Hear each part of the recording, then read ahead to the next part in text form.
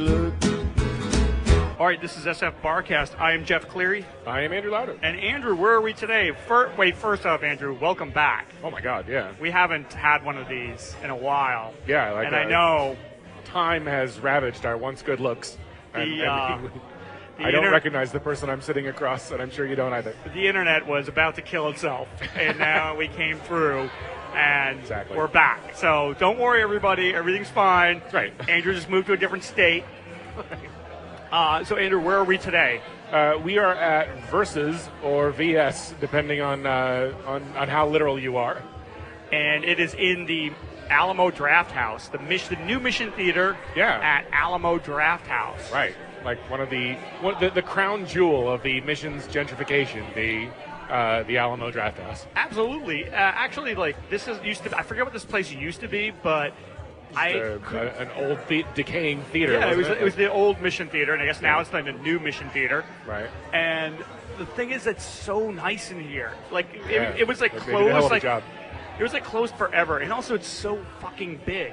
Yeah, it's really large. No idea. How many actual theaters are there? I don't even know. That is a good question. And if we had a research team, I would know the answer to that. I think there's 4 or 5. Okay, yeah. I know that it's a lot for a middle of the city kind of theater. I mean, and it's like I say, the whole place is huge. So when you see the entrance, you're like, oh, this is going to be like a one-screen theater, and you just keep walking in, and it gets further and further in, and it's just like Have you ever seen a movie here yet? No, I haven't. I've seen a couple films here, and I saw both of them were in the big theater, and that theater is massive. Oh wow! I just can't believe how big this place is, and that it was laying dormant for so many years.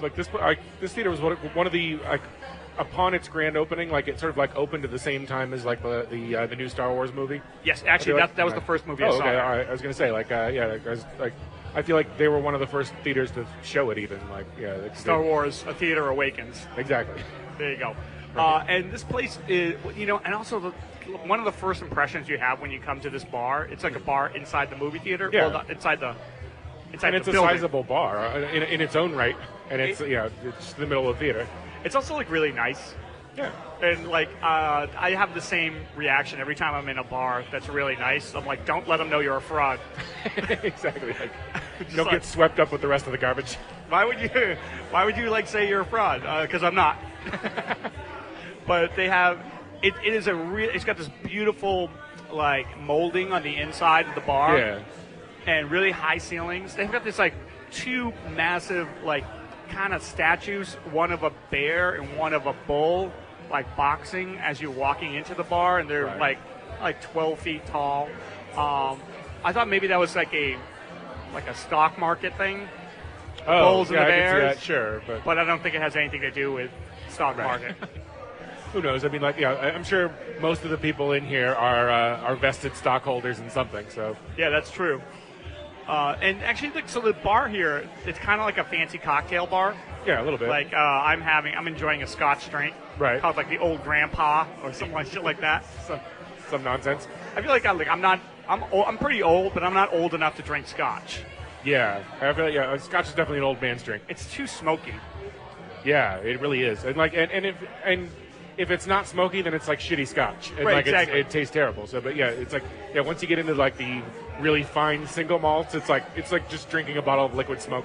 Once you get older, you can having a drink that tastes like you're drinking an ashtray becomes a thing you do. Exactly. It reminds you of your golden days of smoking. You're like, oh, that brings me back to emphysema. Man, I'm so glad this place is open though. It's because it's got all these old movie posters up everywhere. Oh yeah. And it's clearly it's one of these places that they did it up right as far as movies, and you and I, we met at film school. Yeah. So we can play a good film game if we want. And I can say that they've done, and this is also because it's Alamo Draft House. Right. Which I believe started in Austin. I was going to ask you that same question, but yeah, that's my impression. I'm not sure if it's accurate. Yeah. But Once again, the Alamo's in San Antonio, but there's no reason for them not to co-opt it in Austin and be like, it's ours now. Yeah, we'll get the research team. Thanks for keeping it warm, San Antonio. We'll take it from here.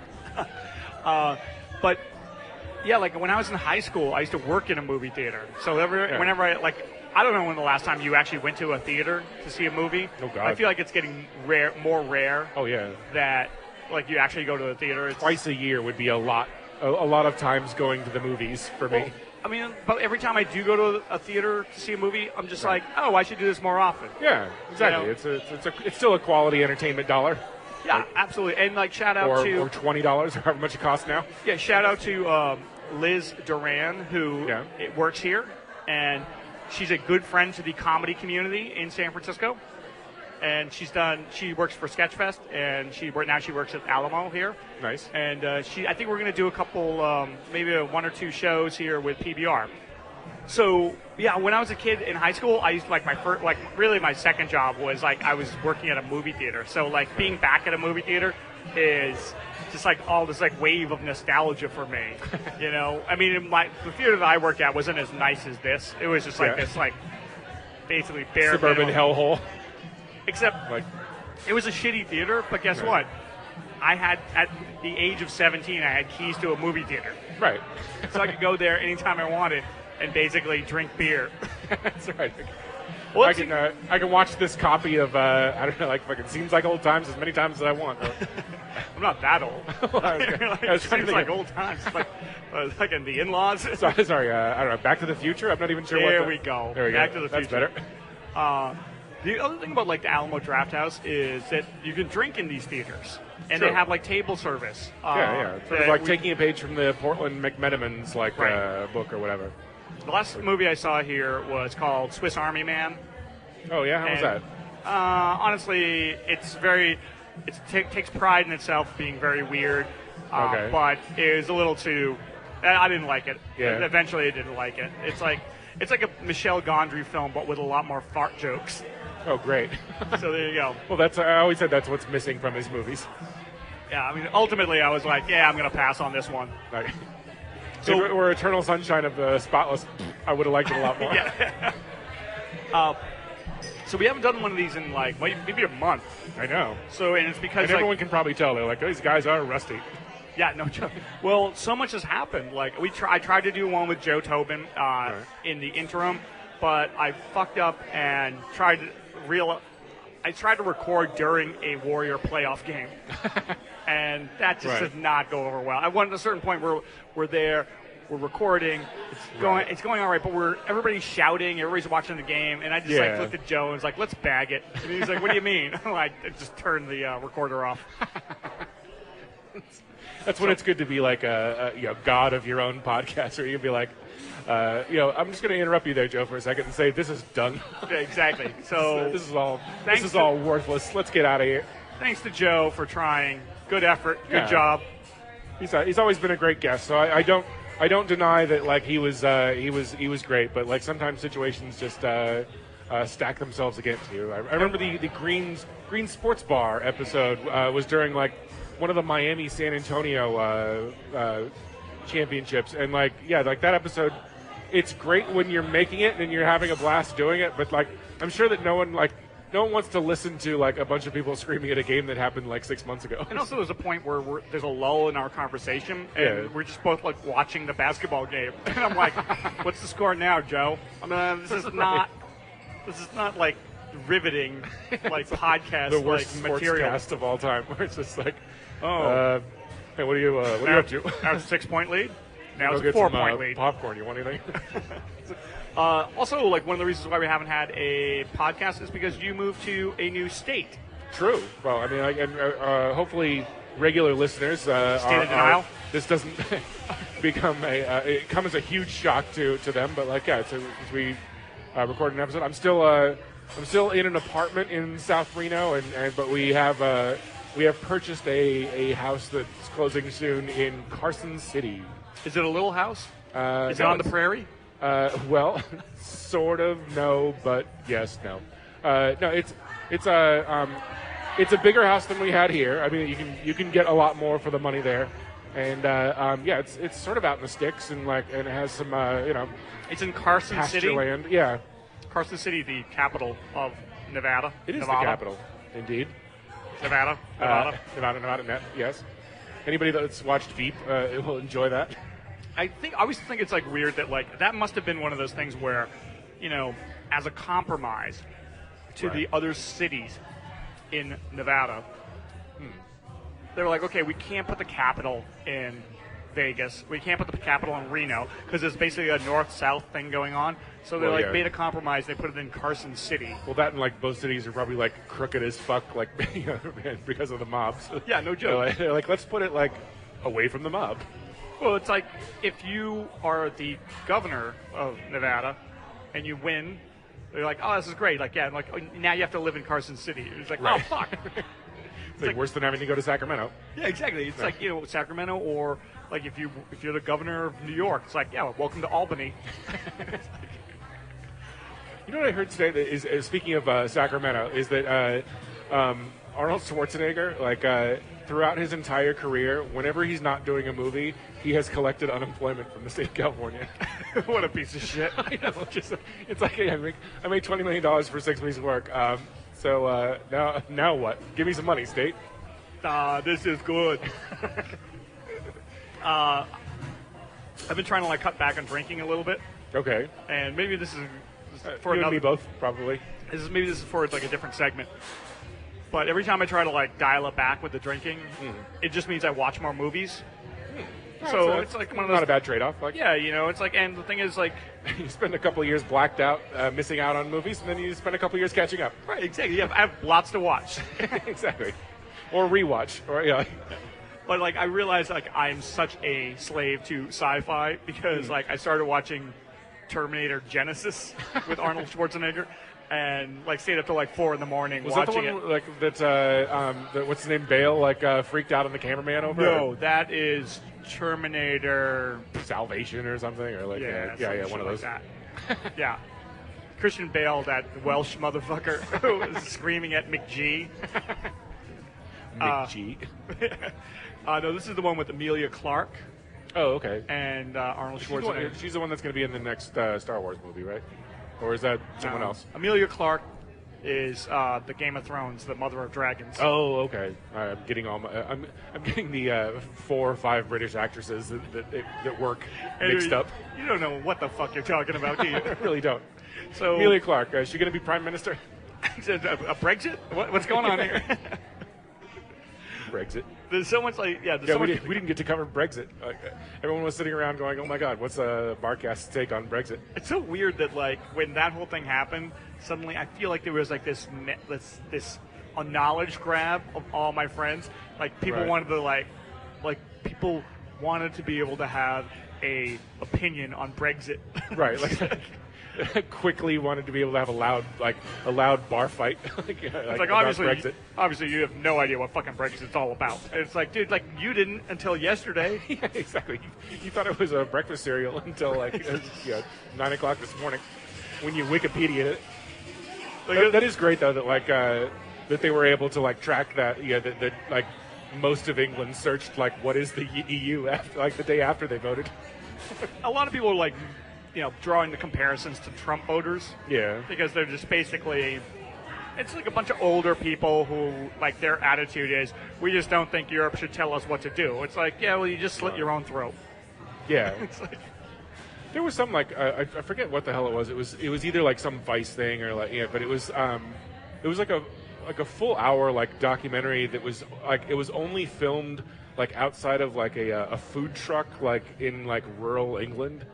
And it was horrifying because it was just it was basically just an hour and a half of British countryside people shitting on Pakistanis and stuff like that, where it's just hey, they fucking come here and they ruin everything, and it's and you feel it feels like it could easily take place in rural Massachusetts or something like that, and then people just be this let's motherfucker's not go crazy. Yeah, exactly. Let's not go crazy calling people from Massachusetts racist. Yeah, it's it's weird. I would like to have more, international flavor. I mean, in San Francisco we have a lot of international flavor. Sure, yeah. I'm sure where you just moved to, it's a little less, but you have P.F. Chang's. But I remember when I saw Bend It Like Beckham, and I was confused because at the end of the movie, someone calls the main character, the girl, a Paki, and she gets really upset. Right. Because she's not Pakistani. And I'm like, and I was like, wait a minute, shouldn't she just be upset that somebody used a derogatory term? Right, yeah. But, like, if she's upset, like, don't call me fucking that. Right. It's kind of like saying, they're like, the worst. Exactly. It's kind of like saying they're, like, oh, it's like you called me a dog. It's like, exactly. What? It's like oh, I can fight racism with racism. Right, exactly. It's like, so I don't know. This, like I said on earlier podcasts, that I am always curious to hear these rivalries, international rivalries that I never knew about. Like when Nicole Calisic was on here, she was explaining how everybody in South America hates the Argentines. Right. And I'm like, ooh, that's great. Well, it's like for like a short period of time, there was the like Latinos for Trump movement that seemed to last like a day on Twitter or something like that. But like, and people were just like, aghast that it could possibly even exist. And the first thing I thought was like, oh, you know what? Like, that's not people that are Mexican that are racist against other Mexicans. That's people that are from South America that are racist against Mexicans.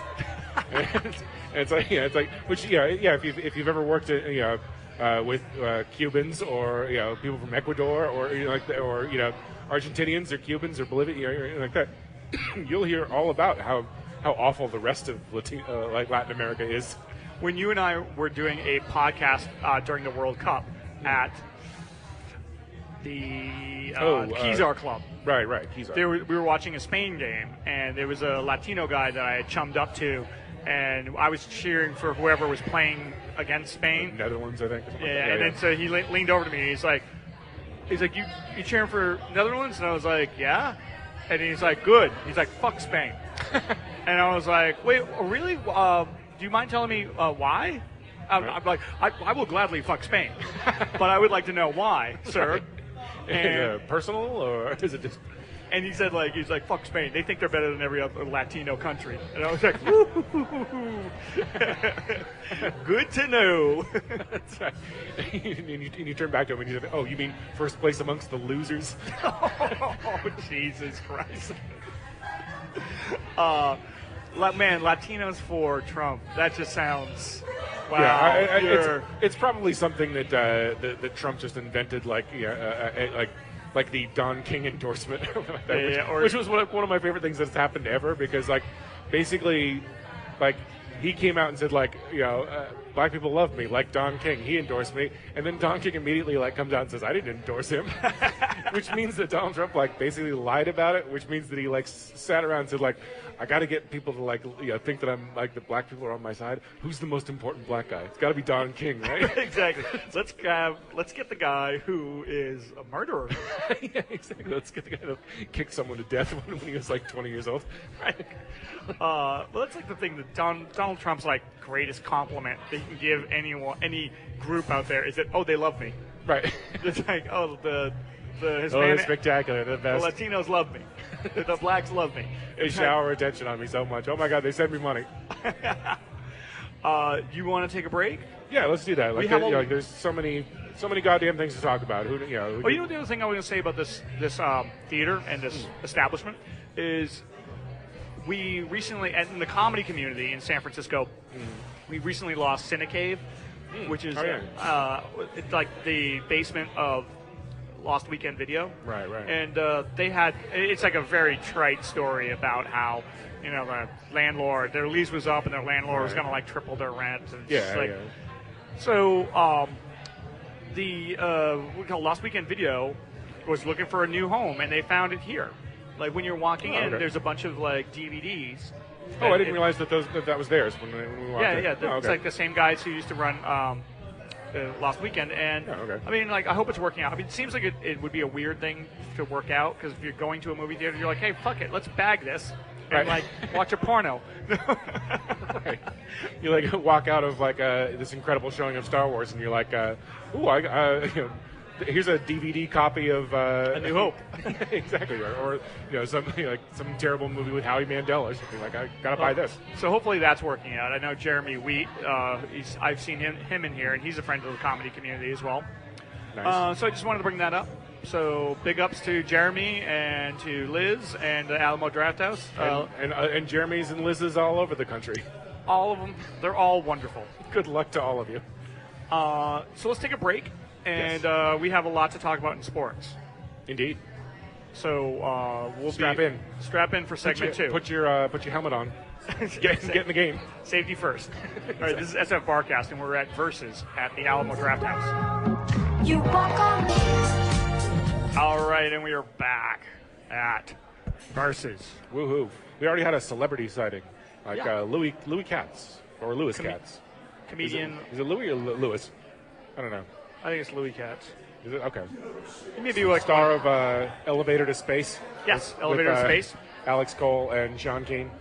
Yeah, he lives in L.A. Chris now. Garcia. He's just doing shows here. I guess they're having a comedy show upstairs tonight. That already. So I think this Alamo Draft House is gonna make it. I think it's gonna be a success. They're doing all the right things because, like, in the mission, there's always this criticism of like money coming in and gentrifying the neighborhood. But I honestly feel like they're doing all the right things here. They're having comedy shows. Yeah. They gave a new home to a business. So, you know what? And not to pile on gentrification wise or anything like that, but this is a block that was a real piece of shit before, and the old Mission Theater was like just decaying, and now I mean and as much as I hate a lot of like new construction, the I'm sure ridiculously expensive apartments that like went up next to it, like have this cool sort of like beveled window look, and it's really cool looking, and like it's beautiful. And like so. I don't really have a problem with that. I think it's I just have a problem with like boring architecture more than than people coming in and doing something neat. So it's like Nato Green says. He says he likes a little bit of gentrification, but not so much that it sort of changes the personality of a neighborhood. Right. So it's like, I want enough gentrification so he can get like a good latte. Exactly. So I can be I can be a big shot in the liberal yacht owning community, but I don't want to displace anybody else. Yeah, and also like complaining about gentrification, it's kind of tired now. I mean, it kind of sucks because it's still going on and it's still a problem. Yeah. But it's like all those those stories about people losing their leases because their landlords or want more money. It's just like at this point, it's kind of like the barn door opened like 3 years ago and the horse ran out, so you can stop complaining about it now. It's like. It's already happened. It's not happening anymore. Well, it's also, I remember when the Slate Political Gab Fest came to town, and they were talking about one of the things that they found in the very short time they were in San Francisco was that everybody was complaining about all these new businesses going in, and right. David Plotz, he was like, "Hey, San Francisco, what's the fucking problem? Ask Detroit if they have a problem." Right. With new businesses going in. Well, and it's so I can see from an outsider's perspective, it's is this really a problem that the economy is booming in San Francisco? But yeah, the other side of it is neighborhoods, the personality of neighborhoods are changing, and a lot of low income people are getting squeezed out. But it's the same thing happened in New York, and in a lot of large cities, sort of focal hub points go through this process where it's at this point, San Francisco attracts people from around the world to come live here. So, you see, the prices are astronomical, but the artistic community and stuff like that, unfortunately, they can't afford to stay here. Yeah. But they move out to the sticks. So they move out to Williamsburg, or they move out to Oakland. It does change. It's always changing. A city like San Francisco is always changing. The Mission used to be an old German and Irish neighborhood. Yeah. Then it became primarily a Mexican and Latino neighborhood. Right. And then a bunch of hipsters started moving in and artists moved in. And so things do change over time. But now what you have left is now you have a bunch of tech bros. Yeah, well, so there's no problem if you're going from the Irish to the Latino community. Right. Or the artist community, but now to have these fucking rich young douchebags running around playing flip cup and beer pong. Well, the great thing is that their punishment for being unoriginal assholes is that they get to pay $6,000 a month to live where artists used to live, and so they're paying for the idea of something that that they're rapidly destroying. I'm sure that when they go to look at an apartment nowadays, they just like go in and go, oh, you can almost feel the desperation from the last artist that lived here. Exactly. Like, I really get a charge out of feeling what it must have been like to starve to death trying to come up with money for rent, and then like watching the place burn down because like the goddamn landlord's an arsonist. Do you think this apartment is haunted by the welder that used to live here who killed himself? Exactly. Like, God damn it! Like, where's that TaskRabbit guy with my lunch?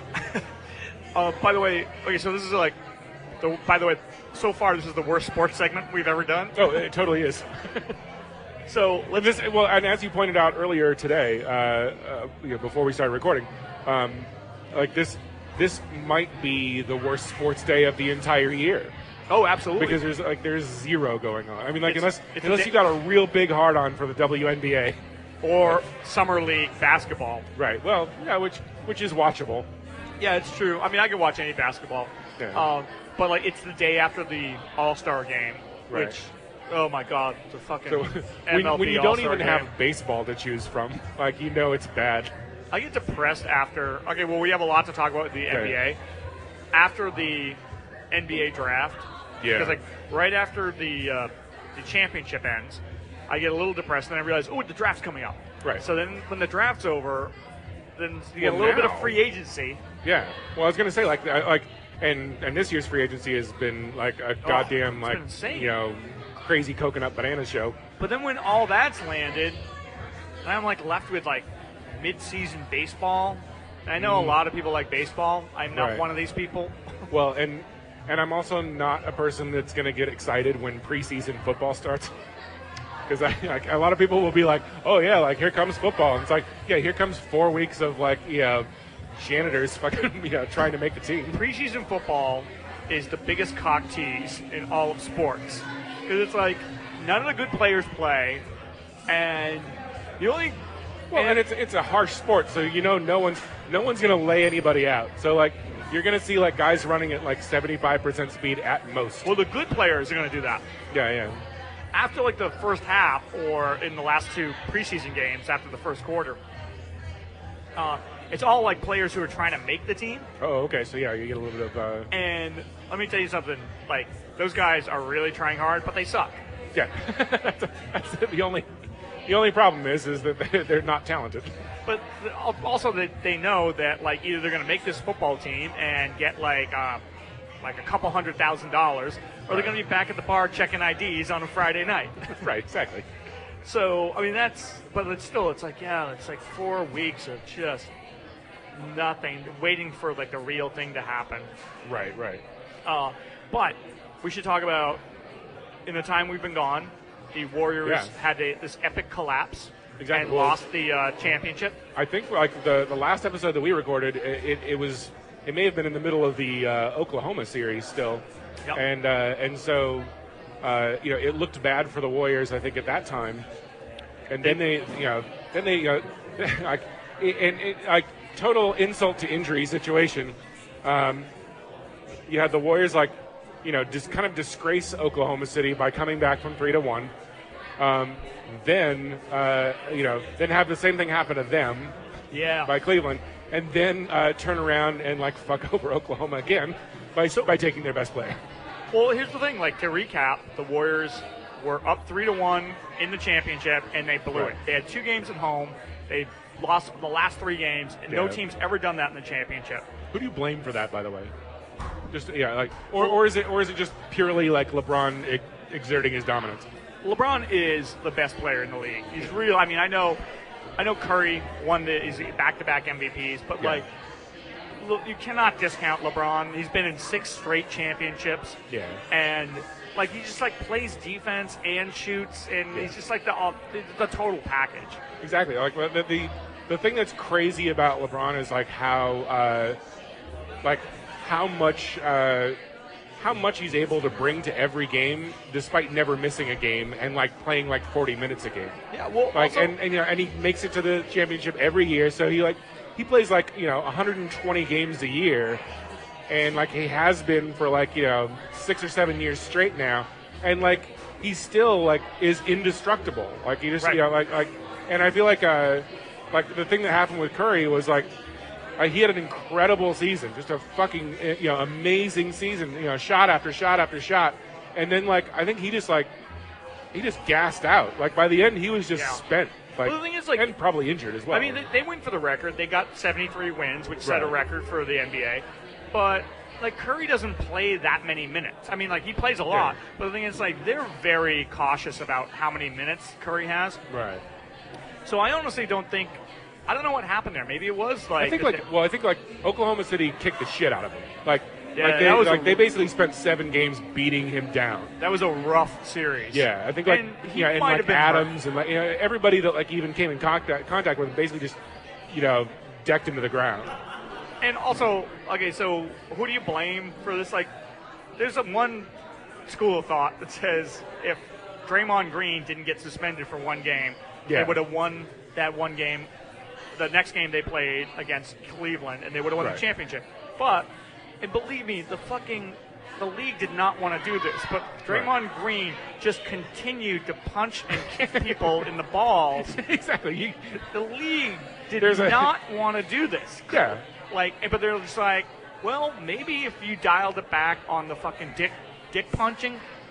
Well, it's like after the league basically got taken to the fucking woodshed, like when they suspended all those guys on the Phoenix Dallas series or whatever, and or no, it was Dallas San Antonio. There was some series that was basically decided when a whole shitload of players left the bench during a fight, and so they didn't want to they didn't want a series to be decided by suspensions, and so they basically held their ground as long as they could, but then finally they're like, you gotta stop punching people in the dick.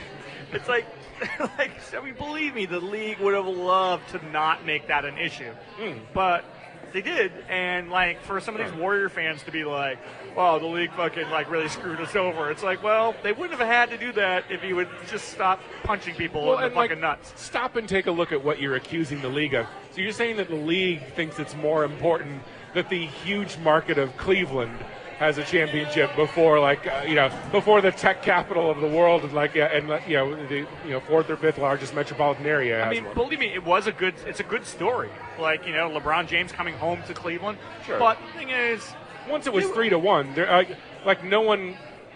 That's not when you start tinkering with it to make the Warrior or make the Cavaliers win 3 straight, because that's the worst move. It's none of it makes any sense, is what I'm saying. People make it seem like they engineered the whole thing. It's how risky it is to engineer a win for Cleveland by putting them down 3-1 and just assuming they're going to come back. It's Hillary Clinton moves in strange ways. So. Yeah, I mean, I think all Warrior fans and all Bernie Sanders fans should shut up about things being rigged. Yeah, okay? Exactly. At least come up with more believable stories of how it's rigged, other than Speaking of believable stories, so after the Warriors lost, right, in free agency, they get the crown jewel, the Hope Diamond of fucking free agents in Kevin Durant. Kevin Durant, the second or third best player in the NBA. Easily, yeah, without doubt. Goes to the Warriors, who already have the first. Well, let's say first, 9th, and maybe 12th best players, in Draymond, Clay, and Curry. Basically, they have 4 All-Stars on their in their starting lineup, which is ridiculous. And a lot of people are giving Kevin Durant shit for basically, I mean, chasing a title or whatever, chasing a ring, whatever. Somebody was saying it's Durant going to the Warriors to get a ring is like an actor doing a Holocaust film just to get an Oscar. It's I guess that's the easiest path to your goal. Yeah. But, I don't know. I think there's an element to it that it is kind of weak where, all these older players like Larry Bird, said, I would never want to, team up with Magic Johnson. I wanted to beat these guys. Or Reggie Miller didn't want to. But you know what? That's easy to say when you already had a team built, around you that was just as good. Yeah, build a time machine. Go back in time. Ask Reggie Miller if he'd like to play with Michael Jordan. Right. He'd be like, yeah, in a minute. Yeah, exactly. Well, and that's like the whole like new bargaining agreement or whatever like that that's creating all this like free agent frenzy or whatever. Like people are quick to sort of like judge it as if the revenues are the same. Where it's like, oh yeah, like 10 years ago, yeah, it would have been fucking absolutely cuckoo bananas to sign like Bismack Biyombo for $70 million. But you know what? If a team's worth $2 billion that was worth like $200,000 like 15 years ago, then yeah, maybe they should be getting a much higher like cut of it. I think you and I have talked about this when it came to baseball, where it's like some of these baseball contracts, which are all guaranteed, are just ridiculous. Sure. Like they're so big. Like they say, like Mike Trout might get like 250, like $250 million. Yeah. But the thing is, we've said that like, well, the money's out there. Do you want like the players to get it, or do you want the owners to get it? Right. So as far as I'm concerned, it's like if the money's out there and it needs to be spent, it sucks that like Mike Connolly is getting the most lucrative NBA contract of all time, and he's never been to an All-Star game. Or Bismack Biyombo. Timothy Mozgov.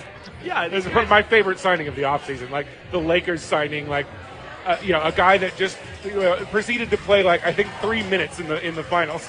And they're like $70 million. Here you go. If you did build that time machine and you went back even 10 years and spoke to us as Warrior fans and told us, yes, in 10 years, the Warriors are going to be this juggernaut team and no free agent is going to want to play for the Lakers. We'd be like, what fucking timeline are you from? Out of my window.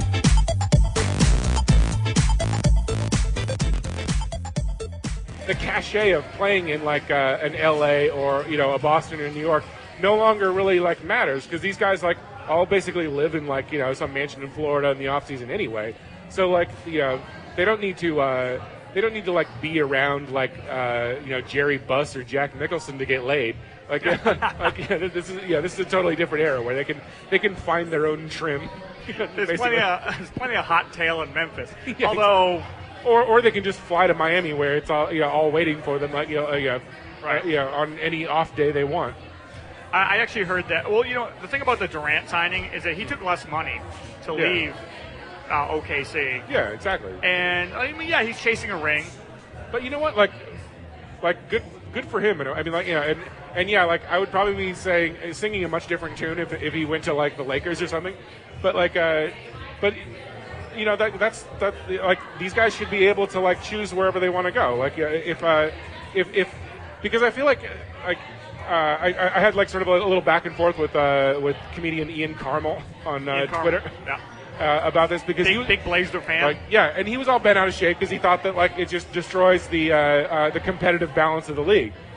And like, which is semi-understandable, but at the same time, it's like you can't like reward the owners just for being owners. And say like we're going to guarantee like that your product is competitive no matter how little you care, because then you wind up with a whole league of like Sterlings, like Donald Sterlings, where it's like it's a bunch of racists. Well, no, a bunch of people that like basically make money no matter what they do, so they could give a shit about putting like a winning product on the floor. Like the other thing about that is the. Lost my train of thought. Well, actually, I heard that like Durant, his second choice. Well, I don't know. This is all Monday morning quarterbacking, but it's not, like as much as I would like, I could complain about like the Warriors getting Durant and like basically upping their nuclear arsenal. Right. Like supposedly the Celtics were his second choice. Oh wow. And I'm like, ooh, that would have been great. All is forgiven. But I'm surprised he didn't. I thought that if he was going to go anywhere, like he might go to San Antonio and like play with LaMarcus. I never thought. Like in Texas. Oh yeah, two Texas guys. Okay. Yeah. I thought that I never would have thought it would be the Warriors. I honestly thought really he was going to sign a 1-year contract. They were this close to getting into the championship, and Westbrook's on contract for 1 more year. I figured he'd sign a 1-year deal and just say to Westbrook, you know what? Let's try it 1 more year, and if it doesn't work out, I'll fucking leave. But like what's his name? Wojciechowski or whatever like that. Woj. Woj. Like he he predicted this, and like he was sure about it, like about halfway through last season. Like he was like on like either like Bill Simmons or somebody. Like Bill Simmons is a fucking piece of shit, by the way. You know that I'm a Boston sports fan, right? Bill, and everybody assumes I love Bill Simmons. That guy is a piece of shit. And now he's got this. Check out Any Given Wednesday on HBO. The guy's got a face for radio. You know, and a voice for Morse code. And also, a friend of the show, Brendan Lynch, is a writer on his show. Ooh. Brendan Lynch is a great dude. He is a great dude. What is Brendan Lynch writing for? I mean, I know. Does he know anything about sports? Who knows? I guess we'll find out. I'm getting all hot and bothered. I have hot takes about Brendan Lynch writing for Bill Simmons. Oh, but anyway, like Wojciechowski, like halfway through last season, was saying, yeah, you know what, like the Warriors are in really good like shape to get Durant, and like I think it's going to happen. And like everybody tore him apart for that, and was like, you got to be fucking nuts. Like, why would they're trying to chase like this record? Like, why would they want this dumb distraction? Like, they'd be like, like if I were the owner, I'd like get out ahead of this and say like, there's no way we want like Kevin Durant. And like anybody would be an idiot to say like, oh, Kevin Durant, the second best player in the league. Fuck that guy. Oh, we don't want him. That would mess up our chemistry. Apparently, Damian Lillard was asked if he wanted to come back to Oakland and like be with the Warriors, and he said, "Fuck no." That's great. I think like when you think about it, the days like back when like we talked to Sean Keane about this, I was like asking him, I was like, do you feel like all those years, like that 15 years of the Warriors just being awful, like now they're getting repaid for that by having this juggernaut of a team? And he was like, yeah, like there was one season where the big question for the Warriors is not if they're going to win any games, but what are they going to do with their star player who choked their coach and screamed, "Get me!" and screamed, "Get me off of this team." Now, I'm sure Latrell Sprewell would choke himself to get on the Warriors now. Exactly. I thought you were going to say they were wondering like how they were going to re-sign their best player, Adonal Foyle. The pride of Colgate. Exactly. But I will say the one thing about the Warriors is now the Warriors are the bad guys. Like their narrative was like, oh, this like perennial like bottom feeder team, right? Is like finally making good, and like they're a likable story. But now let me tell you something, they're the bad guys. Everybody in the league is going to get up to play them. If they had won this year, like they would be the bad guys already, and I feel like the regular season they were totally the bad guys because like they were the kind of team that just like rips your heart out and like like Steph Curry's like shooting threes and then running back without even looking to see if it goes exactly in. He's like all kinds of like hot dog and fucking like chuck 'em up bullshit. Yeah, but the thing is first off, if they win the championship last year, I don't think they get Durant. No, exactly, and that's what makes the whole Draymond thing so much fun now is because given whatever's going to happen in the next few years, like let's say the Warriors win like 3 straight championships, people will be like, if Draymond didn't punch that guy in the dick, none of this would have happened. We may have won more, but we wouldn't have Durant. Yeah, so talk to any Warrior fan, they'll tell you how heartbreaking it was for them to blow a 3-1 lead. Right. But that heartbreak lasted all of 2 weeks. Exactly. And then now they have this fucking amazing team. Right. It's like they got over it. It's a total Silicon Valley success story where it's I had to sell my sell my company to Google or something like that. It's so now I'm out of work, and it's but you got $10 billion. Yeah, exactly. Then the stock spiked. Right, and you're still in charge of the company. It's I guess that's all right. So the one last thing I'll say about the Warriors being villains is I think everybody should experience that feeling of being the villains.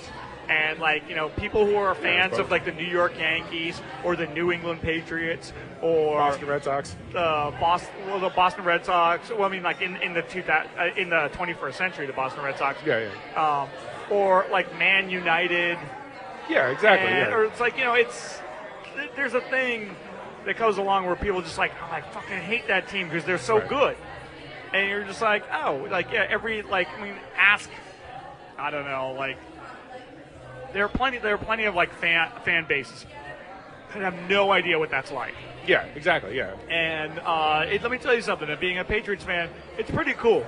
Right. Well, one of the arguing points that I had with Ian Carmel, about like the competitive balance and everything like that, because he was saying that it makes the chances of a Cinderella like less likely. And I was like, well, yeah, but like, no, it makes it even better. Exactly. I was like, well, what would you rather have happen? Would you rather like the Trailblazers won like this next year and beat like the Durant Warriors, or would you rather like they won it in like a sort of everybody gets a trophy league, where it's like everybody has a hard salary cap of like and so it's basically like rolling dice. It's like whoever gets injured loses, and that's all. It's like being a good GM should count for something. Yeah, whatever, Ian. Like the Trailblazers just like re-signed Alan Crabb, a bench player, for I think it was 4 years, $75 million. So the guy's like making like $18 million a year coming off the bench. So whatever. I mean, he's just still mad that Dr. Jack Ramsey died. They got like McCallum and Lillard are like two of the most exciting players in the league. They're though. great. I would love to have them. So like absolutely, yeah. Lillard is great. Anything else going on in sports? You want to do a little soccer? I was gonna say make it fast. You know what? Like good for Iceland. That's all I can say. Iceland. Is that like they did great, and and we have like a mutual friend that has family from Iceland or whatever. Yeah, and we treat him like he's a regular human being. Exactly, it's like we don't like kowtow to his weird beliefs about whale blubber or any of that shit. We don't play Bjork whenever he walks in the room. Exactly. We don't insist on only giving him licorice to eat and like. Dude, Iceland. I've never been. You been to Iceland? Yes. Yeah. I hear it's amazing. It's so beautiful. It's incredibly remote and like very volcanic looking. So like it's like isn't like the whole total population is like the size of Modesto, right? Yeah, and they're all just living on like this volcanic rock that's going to destroy Europe one day. Like apparently they have all this evidence that like the sort of dark ages, like the 11 or 1200s, that like there was this huge volcanic eruption that came out of Iceland and basically like covered like Europe with like ash, and like half the population died or something like that. And they keep saying that's going to happen again, and it's gonna wipe out like half of Europe. But that volcano is an asshole. Yeah, so good luck to Iceland, killing the rest of the world. I had a friend. The last time that volcano like erupted, and it's like had all this ash like in the atmosphere. They grounded 90,000 flights. Oh yeah, because they would just like Europe. go straight in the engine and like destroy it. I had a friend of mine who was in London, and she was like, I have to get back to San Francisco, and they're like, we can't send you west because like the plane won't make it. Have fun on the boat. Yeah. See you in 3 weeks. And so, but they said to her like, would you want to go around the other way? Ooh. And she's like, what do you mean? She's like, we can send you. She's like, what do you mean? She's like, we can send you. Via Venus? How does this work? A slingshot? So she said, like, yeah, we could send you from London to Dubai, from Dubai to San Francisco. And she's like, yeah, let's do that. And the guy's just like, yeah, you're lucky the Earth is round. Yeah, really. Damn. Yeah, you're lucky that Columbus figured out that this whole flat Earth thing was bullshit. Good for Iceland. They didn't go that far. Wales, they were a good story, as good a story as Wales could be. Not to fact check the whole going the other way around though, but like the flight from Dubai to San Francisco actually goes right over the North Pole. So like it doesn't go around like via China or anything like that. All right, well, maybe she went to Beijing. I don't know. I'm not calling your friend a liar. She's a habitual liar. That's what I'm saying. That's right. Anything else in sports? God, no. I don't think so. Not until the Zika Olympics start or whatever. Yeah, like that's going to be a fucking mess. I thought the Sochi like Russian Olympics were going to be like this like catastrophic like festival of collapsing stadiums, but I'm pretty sure Rio's going to beat their record. Rio, like when I heard that Rio had got like the World Cup and they got the Olympics, I was like, ooh, that's going to be a party. Everybody's going to want to go there. And I realized like nobody wants to go there. It's like, I love like the signs that like protesters have at the airport that are like, police people aren't paid here. You're going to die. It's just like that's what the athletes see when they get off the plane. Is like basically like, hey, you're on your own from here on out. Like, have fun. Wow. Well, I don't know. I guess like a lot of like people are in the golf community are mad at Rory McIlroy because he made some comment that he's not going to go to the Olympics. It's like the top 4 or 5 golfers in the world aren't going to go or something like that. And it's like, why is golf even like an Olympic sport? Golf. Here's the thing about the Olympics. Whenever like whenever any Olympics start, I initially get, because as a sports fan, I get like really excited. I'm like, oh yeah, I get to see all these like sports I never get to see before. Yeah. And then like 6 days into it, I'm like, this shit again? Fuck this. Like fucking table tennis? Oh my God. I can go to a goddamn like elderly rec center and watch this. Cross country skiing again. What a fucking waste of time. All right, so we're excited for the Olympics. Stay tuned for our 2-hour Olympic preview next week. Let's take a break because I know we're going to go long, but like I feel like we owe it to the listener. Yeah. That so that the listener can take a bathroom break every once in a while. Yeah, but like like we haven't had a podcast in a while, so we have to like make it up to them. Exactly. Or we won't get our sweet royalty checks. Maybe we'll make this. We'll divide this up into like 8 like 5-minute episodes, and just release it like whatever. Okay. We'll see you guys in October. All right, this is SF Barkast. We're at Versus at the Alamo Draft House in the Mission. We didn't even say where it is. It's on Mission Street. Oh yeah, 22nd and 21st on Mission Street. All right, we'll be back.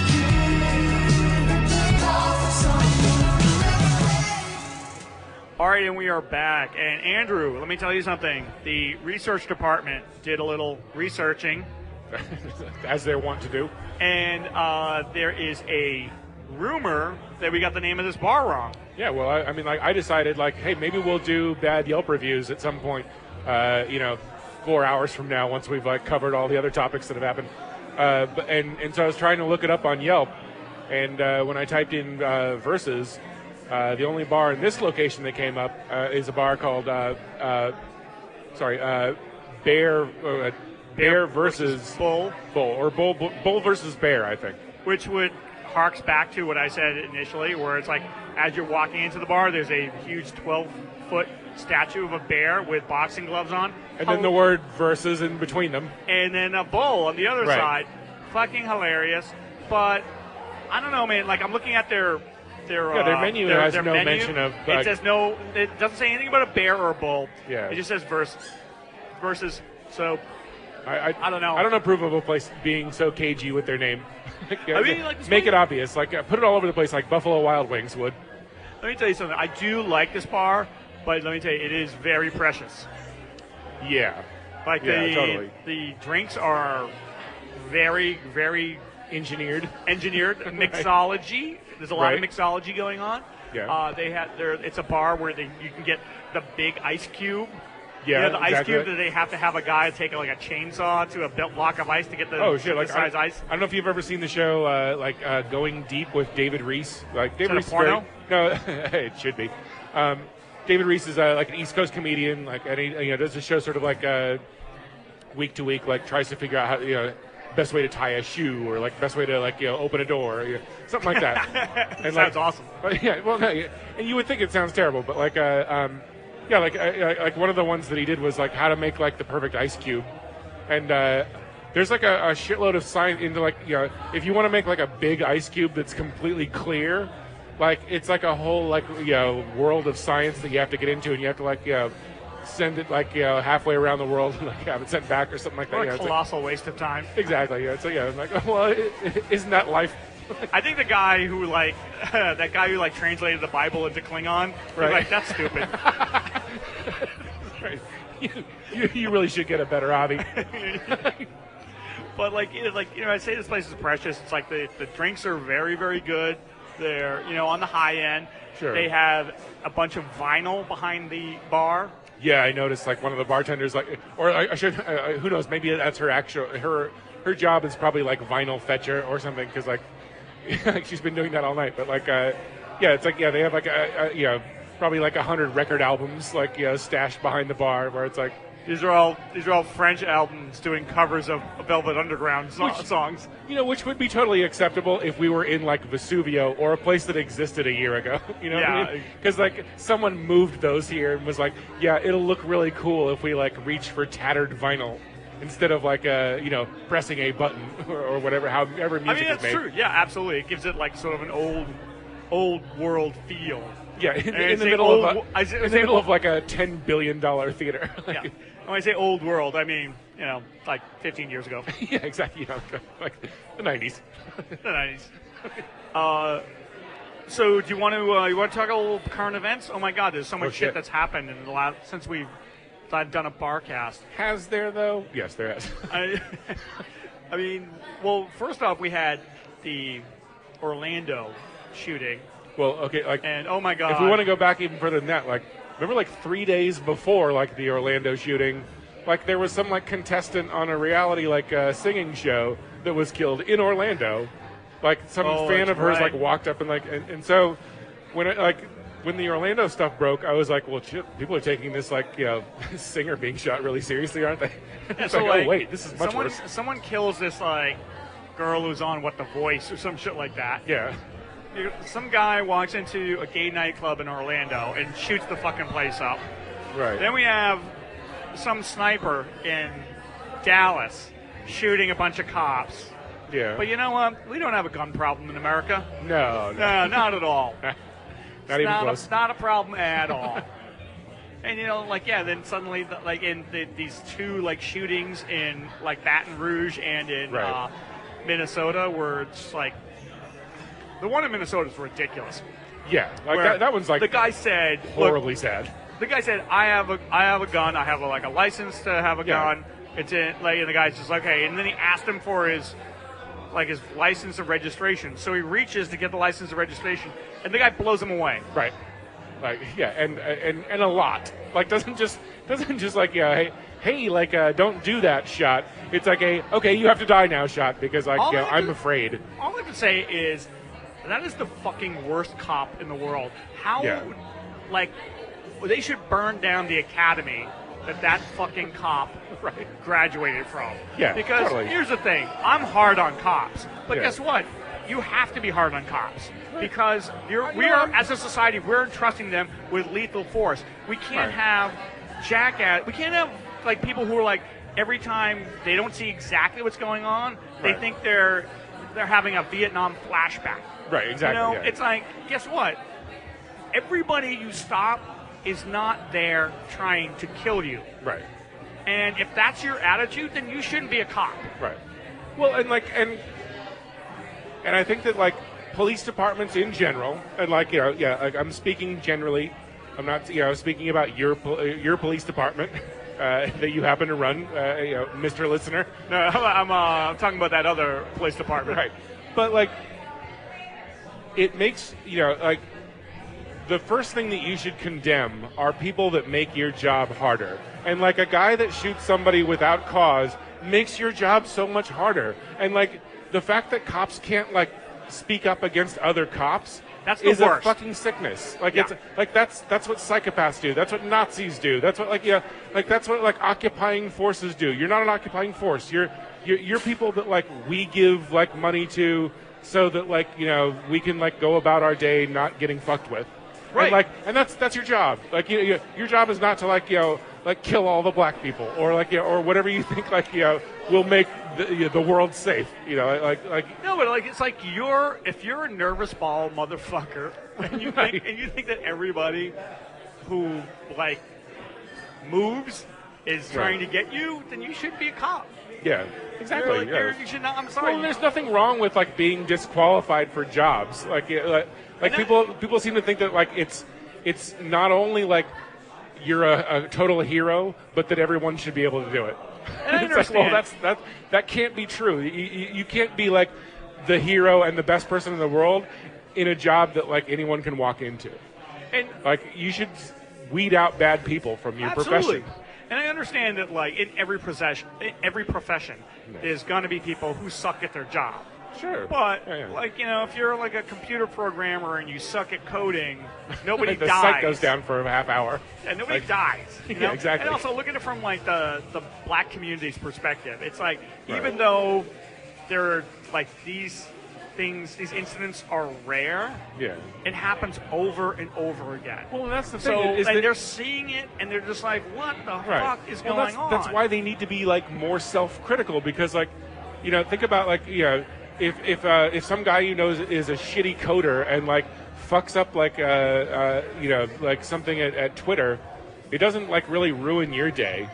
No. But like if you're a cop and like some cop like is just willy-nilly shooting fucking black people, you better believe that's going to make your job harder tomorrow because you got to go like, you know, Absolutely. fucking deal with people. Andrew, like, you're totally right. Right. I honestly feel like the biggest problem is like these supposed good cops who stand up for bad cops. Yeah. It's like, guess what? Well, you're not a good cop Right, if you and- stand up for somebody and who not sucks just- at their job. Right, and not just police departments being critical, but like people in general. I mean, like yeah, I understand. Like you want to like go out on Facebook and like tell everybody that like all cops are great and like and like they're heroes and like and blah blah blah.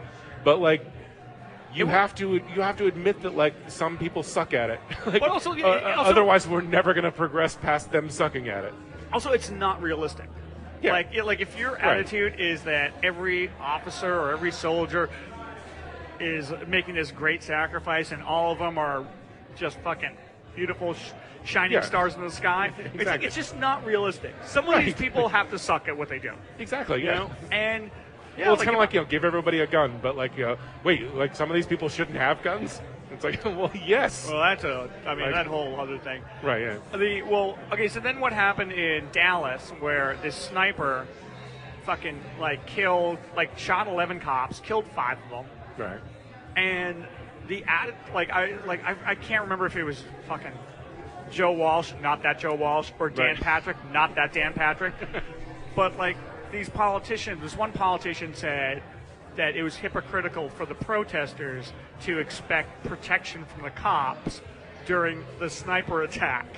And it's like, wait a minute. What?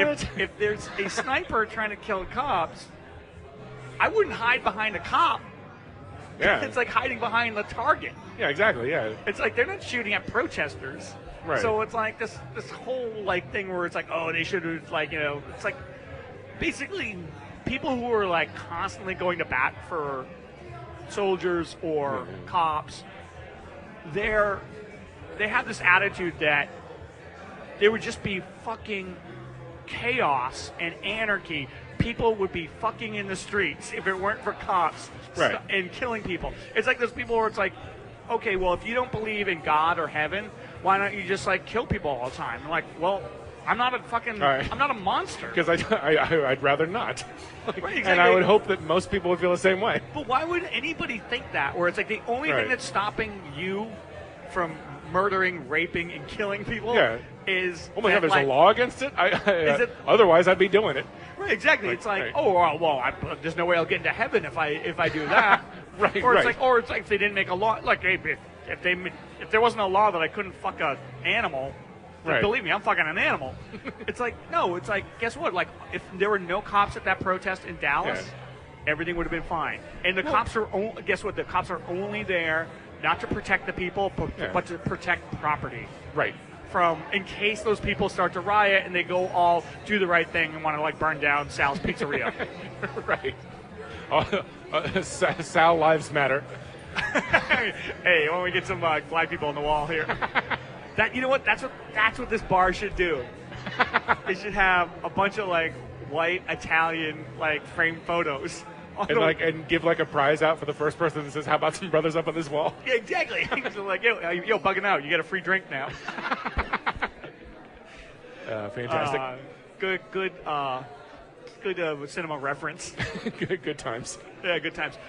What about you want to do a little politics? Yeah, I guess. I mean, like, so Bernie- I guess that wasn't political enough. Like talking about like Black Lives Matter and like people getting shot. Andrew has a really controversial hot take. Black Lives Matter. I say some lives matter. You know what I'm talking about. The good ones. So, Bernie Sanders. What are we ever going to do without Bernie Bros to complain about?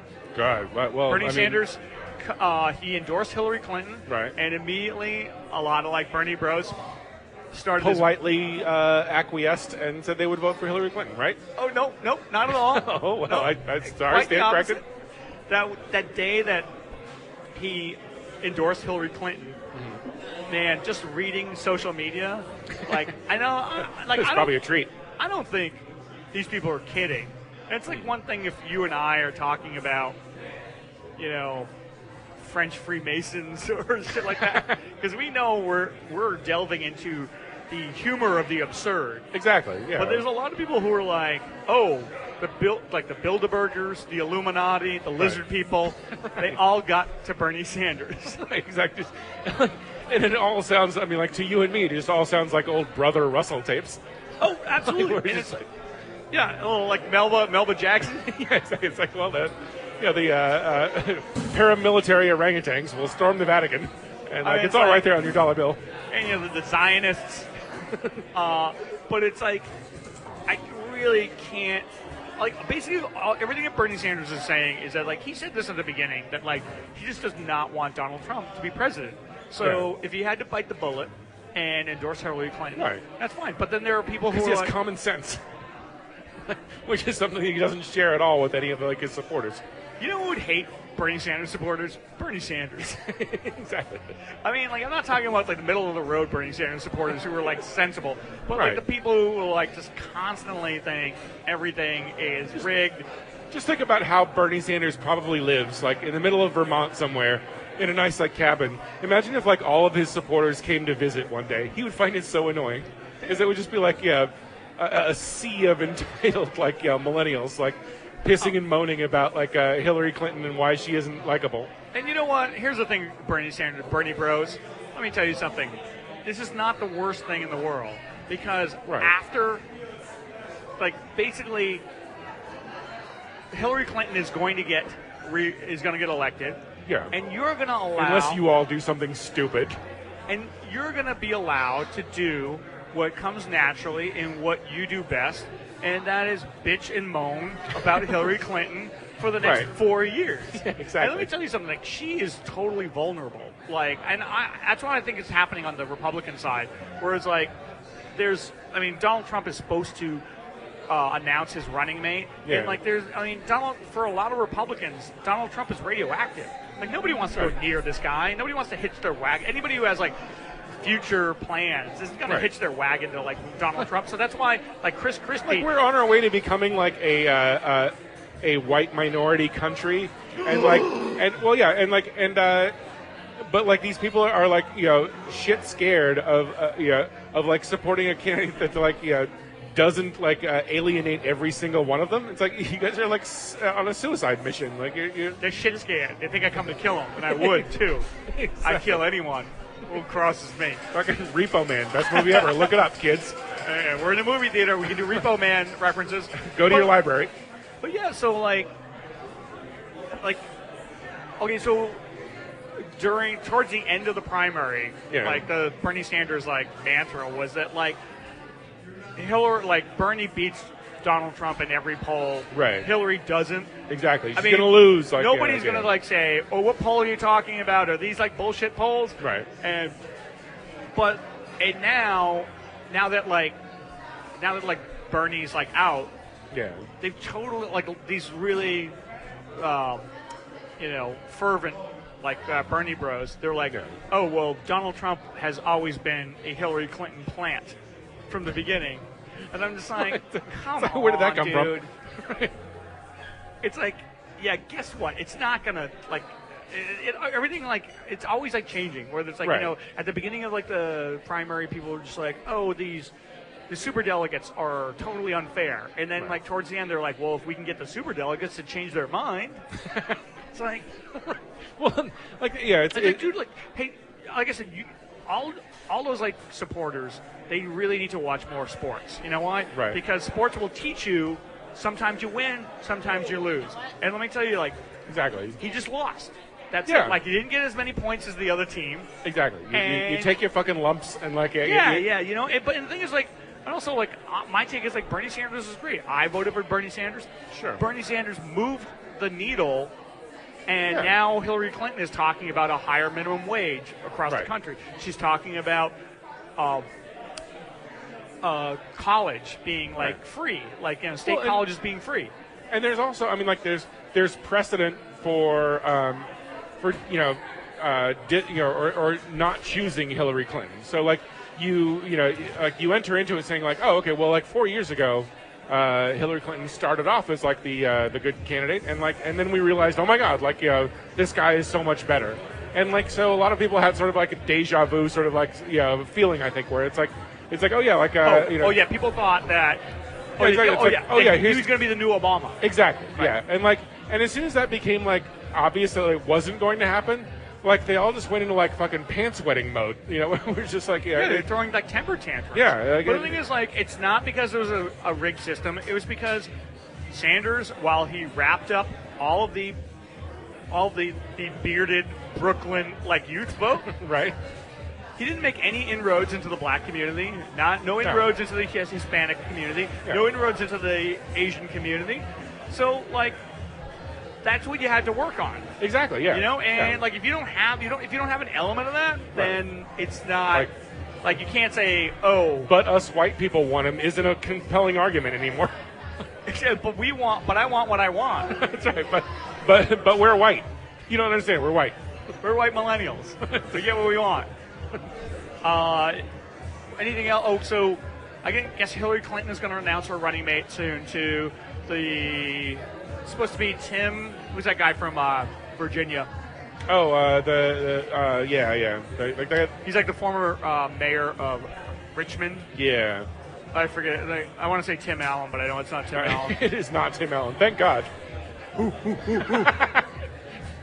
Like still not a thrilling choice though. Like and I'm not even sure what a thrilling choice other than like Elizabeth Warren would be, but like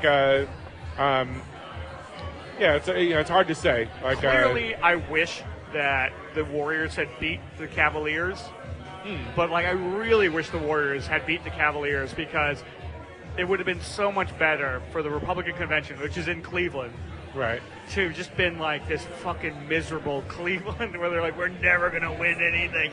Like, I mean, I still feel bad for Cleveland because I think that's going to be a fucking shit show. Like they, I want to say I read today that like they're banning like toy guns and balloons and like all kinds of stuff, but they're going to allow people to like have sidearms. Like if you have like a gun permit, you can just walk in. But like if you have a toy gun, absolutely not. Friend of mine just which said, is maybe helpful because like if shit goes down, shoot everybody because everybody's got a gun. shoot everyone. Shoot who? You? I'll shoot you. I'll shoot you. This friend of mine just came back from Austin, and he said he went to check out the state capitol in Austin, the state of Texas. Right. And he said when you're going in there are two lines. One for if you're carrying a handgun. Okay. No metal detector. Right. And then if you're not carrying a handgun, you have to go through a metal detector. Oh, so okay. It's like, what do you like? It's like, why do you even have a metal detector there? Right. It's like. I thought you were going to say like there was one line for like people that want to like go see where like what's his name like shot everybody up like from the clock tower. Charles Whitman. Like it's like a Charles Whitman line, and then like whatever other history exists. I just don't. Well, I guess it's just like a matter of like legal handguns. Yeah. Against somebody who's trying to like sneak a handgun. Oh, but like I mean like wasn't that one of the like supposedly one of the enduring lessons of like what happened in Dallas? When that guy like shot the cops or whatever like that, was that like open carry is like the worst possible idea in a crisis where it's like everyone has a gun. Like what do you do? Like if you're a cop like in a crisis situation like that, it makes it impossible. And like so Also, like when that whole thing happened, people were saying like, why are like cops are coming under like fire, like literally coming under fire, and it's such a really hard job. But it's like when that whole thing happened, they released a photo of a guy that had nothing to do with it. Yeah. who had I think he had like a firearm or something like that. Right. But it's just like, well, this is the reason why people are mad. Yeah. Because you suck at being cops. And to say nothing about the fact that like without like they sort of bypassed the whole like should we process or whatever, but like they sent in a robot and blew the guy up. Like I love it. And like that's the kind of thing that like only Dallas is going to do that, where they're just going to be like there's not one person that's going to raise their hand and be like, hey, wait a minute, are there any like crazy legal reasons why we shouldn't be sending like the Terminator in to deal with us? Yeah. Is there a law against sending an explosive Tweaky in to blow this guy up? So yeah, something that's indestructible, like something that no one can fight against, and like if we happen to be wrong about this guy, it won't matter because he's dead. I hope the robot looked like C-3PO. I hope he sounded like C-3PO, just like very apologetic. Send in R2 blow you. And I think we're done there. Yeah, so I mean, I'm glad we're back to give all these like hot takes. Exactly. Let's take a break and come back. Maybe we'll talk about some movies. Sure, why not? All right, this is SFBarkast. We're at Bear versus Bull, or just versus to the locals. One of those. I just lie awake. All right, and we are back. Andrew. Yes, sir. As usual, I had my trivia night at the Right Spot, which is the first Wednesday of every month. Never heard of it.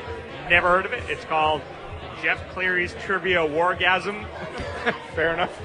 Sure. Didn't Duncan Jones direct that recently? That was War, World of Warcraft? Warcraft, there we go, yeah.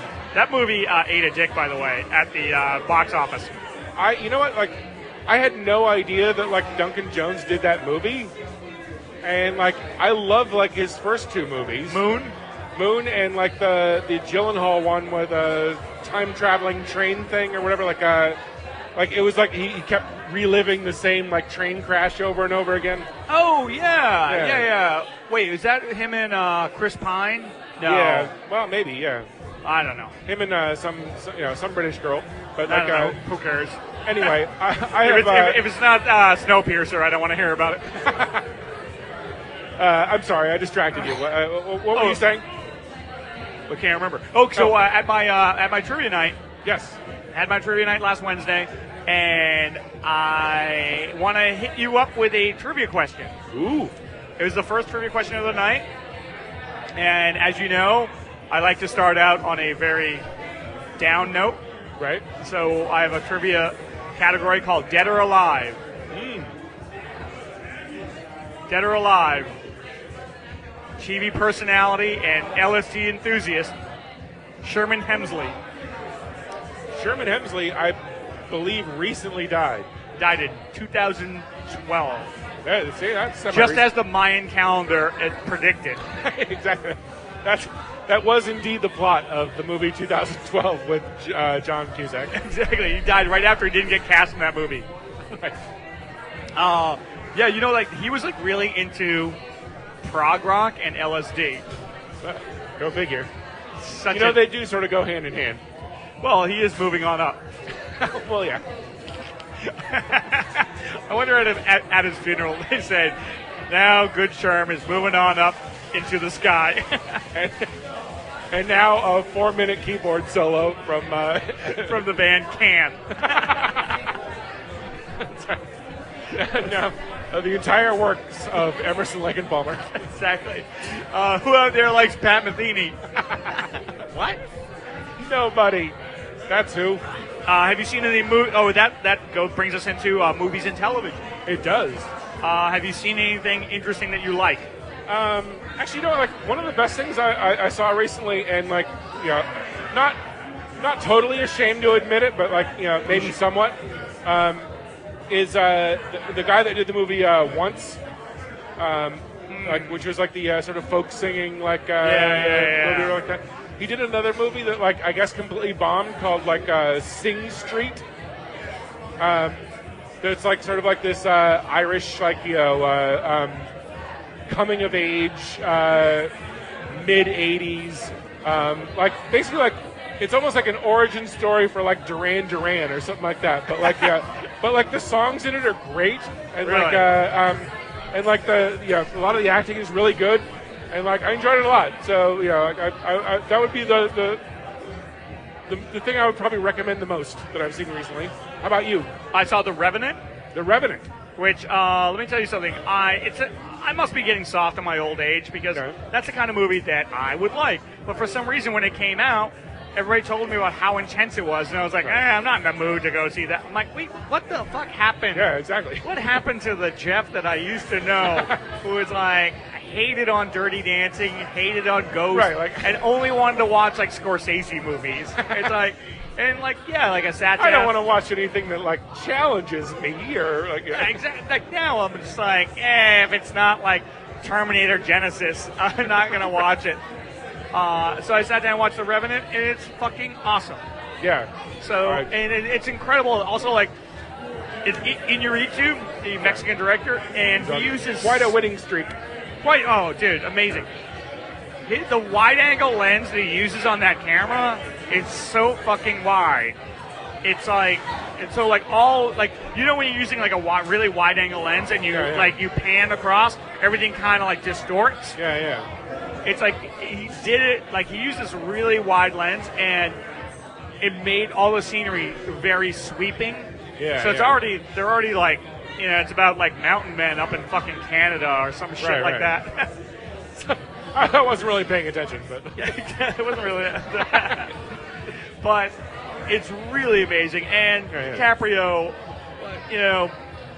he's basically been trying to get an Oscar forever. And he finally got one, and it was deserving. Although, Tom Hardy is such a good villain. In that movie. Oh, and so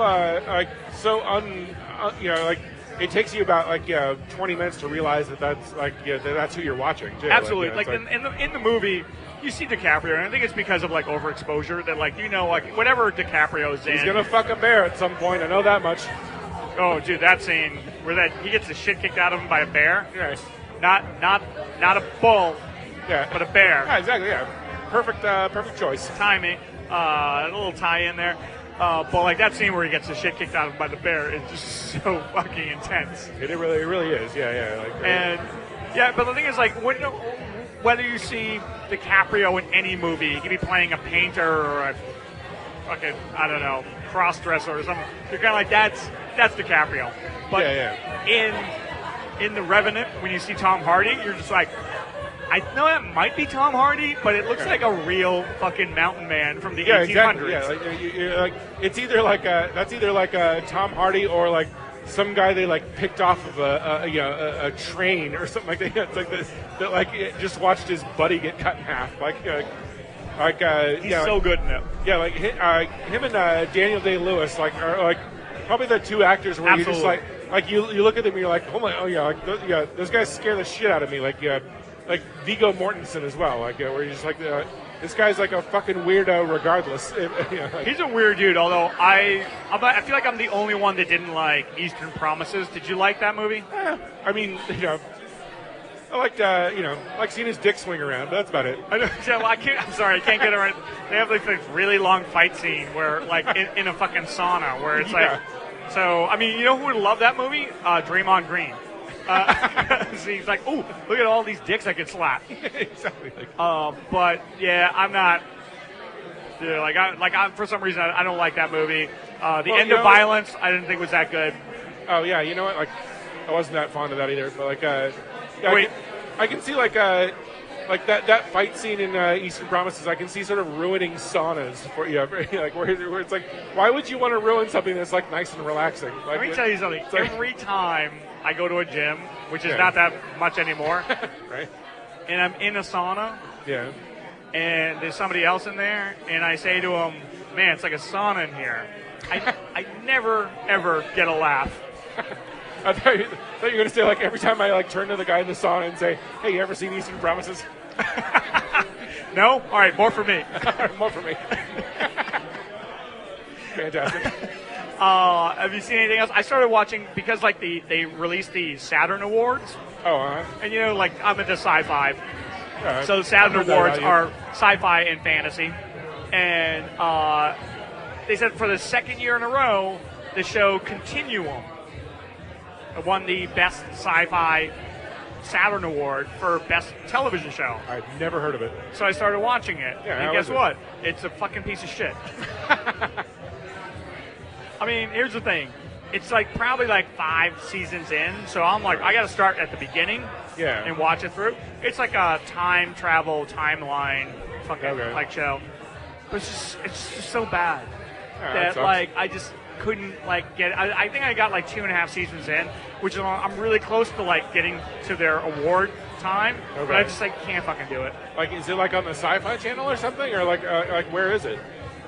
I don't know. I think it is on the Sci-Fi Channel. All right. All I know is that it takes place in future Vancouver and modern day Vancouver.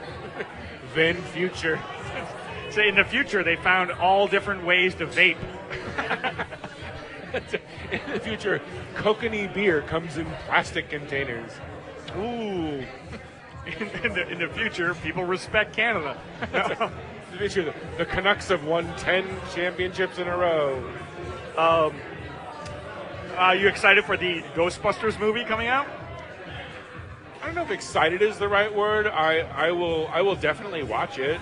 People who already hate Ghostbusters Yeah. are probably my second favorite thing to make fun of after like Bernie Bros. Right. I mean, like, how could they not be? I mean, like that's the ultimate like example of something that like 30 years ago, before the internet, you wouldn't ever hear of these people.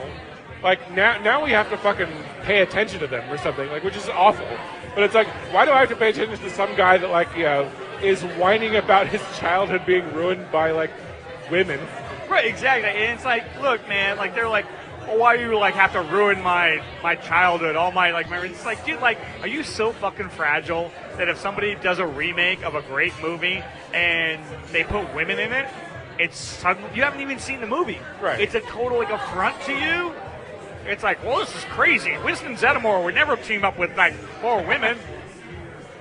Well, as someone pointed out, like, you know, anybody that's in the age group that is complaining about that already had their childhood ruined by Indiana Jones and the Crystal Skull. So stop whining.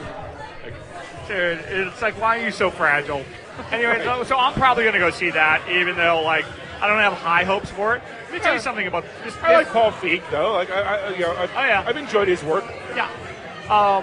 This year, this summer, Yeah. I was like looking at Box Office Mojo. Wow, a lot of summer releases ate a dick. Really? At the box office. That's Given given the shit that's come out, I'm pretty happy about that. I think. Independence Day, Oh, really? Resurgence, that ate a dick at the box office. BFG, the Big Friendly Giant, not Big Fucking Gun. Nothing? Or big fucking giant. That ate a dick at the box office. I believe, I don't know, Batman versus Superman, I don't know. Did you watch that at all? I basically put it on in the background, and like it didn't warrant my attention once. But Like, cleaning the house was more exciting than that movie. Well, here's the other thing. Even though there's a lot of these movies that really did, X-Men Apocalypse didn't do well. Also boring. Also totally boring. I didn't see it. I watched like I watched like the first half hour of a pirated movie, like of something like that, and like it didn't hold my interest at all. Like I don't know if that reflects poorly on me or not, because I used to like. I think like X-Men First Class or whatever like that. I enjoyed. I think X-Men 2 I really liked. and and The so Bryan like Singer ones. yeah, like and so these are all characters that I like, but like it's done in such a juvenile, like terrible way that like I can't manufacture interest in it at all. The movies on the other, so like here are the movies that all these movies like really ate it at the box Right. office. Yeah. the movies that did really well, not too fucking great either. Okay, so I mean, I didn't see Captain America, Winter Soldier, Civil War. Captain America, syphilis survivor. Yeah, that is like I think it's probably the number 2 movie by now. The number 1 movie of the year so far is Finding Dory. Yeah. So I mean, like not. That's great. You know what? Movies are for children. As far as I'm concerned now, like. This is speaking from a guy who went to one of the most prestigious film schools in the fucking country. Well, no, movies are for children. Like actual decent material is streamed or is on television. Movies are for kids. Yeah. And the number 3 movie of the year so far is Deadpool. And let me tell you something. Wow. I will be fucking dead in my grave before I watch that movie. First off, I hate Ryan Reynolds. Understandable. Whenever I see Ryan Reynolds, I think, Yeah. is there a shortage of actors? Because this guy Exactly. is a fucking loser. Right. And second off, I don't like comic book movies, and I especially don't like comic book movies that revel in that like snarky comic book dialogue. Like, Yeah, exactly. Hey guys, I'm here to kick your ass. And Deadpool's another a movie that I probably made it half an hour into before I was like, you know what? Like, I don't want to hear this guy fucking make shitty jokes like for an hour and a half. Like, I can't believe how many people ate it up. Too. I know exactly. Yeah, like Doug Benson can't stop talking about what a great movie it is, and I mean, he smokes a lot of pot, so I'll give him a break. My favorite comic book movies of all time are the Batman Christopher Nolan films. Yeah. And the people who really love comic book movies think that those are the worst because they're like, oh, it's too intense. It's like, what is wrong with you? Too intense? Go fucking play Pokemon if you want to collect virtual stuffed animals. Okay, I'll flex colors. Now, Beautiful segue. I have to say, like this may be the fastest a fad or whatever like that has initiated, gotten traction, become a huge thing, and everyone's sick of it. Within a week. Let me tell you something. I predict by Monday no one will give a shit. Not to sound like a hipster, but I was into not liking it before anyone. Well, good for you. And here's the thing, it's from the same people who do the game that I'm addicted to, Ingress. I didn't realize it was the same people. Yeah, in fact, they use, for the Pokemon locations, they use a lot of the same Ingress locations. But it's done by Niantic. Fucking cheaters. But here's the thing, someone explained to me, the whole Pokemon thing. And because they're like, oh, you play Ingress, you should try the Pokemon thing. And he explained it to me, and it's just yeah, man, basically all you're doing is going around and collecting these Japanese figurines, stuffed animals. Yeah, you're basically collecting these things that look like they should be in a Japanese teenage girl's bedroom. Right. And I'm like, it's Hello Kitty, the video game, and congratulations, you love it. I mean, at least Ingress is pretends to be a sci-fi turf war, and you can attack people, and you can get mad at people. There's a lot of aggression to it. But oh my God, there's a Pokemon on your head. It's I am gonna murder you. One other movie I saw that I really liked, 10 Cloverfield Lane. Oh, really? Yeah, I really like that. But I'm the only person I know who liked Cloverfield. I didn't mind Cloverfield. I heard that John Goodman's good in. He's amazing in it. Oh, great. Yeah. And Mary Elizabeth Winstead is really good in it. But I mean, the ending of it kind of turns into sort of a B-movie matinee thing. But up until the very end, it's really intense and it's really good. And I like sort of disaster films and end of the world films. Yeah, I did go back and try to watch Deep Impact. Did I already say this already? Oh no, I don't think so. I went back and tried to watch Deep Impact because I like disaster films. And it's a movie about a meteor or a comet coming in to hit them. But the thing is, I hated all the characters so much that I wanted everybody to die. I've actually heard, have you seen San Andreas?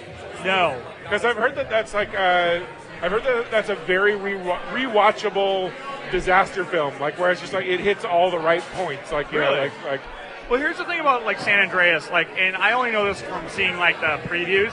yeah. As somebody who's lived in San Francisco for 20 plus years, I'm a little sick of people destroying the Golden Gate Bridge.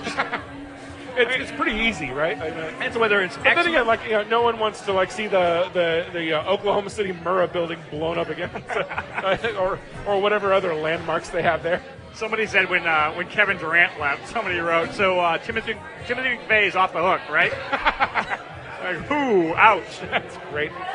I will say, go ahead. No, but like in all these like disaster movies, whether it's like Planet of the Apes or like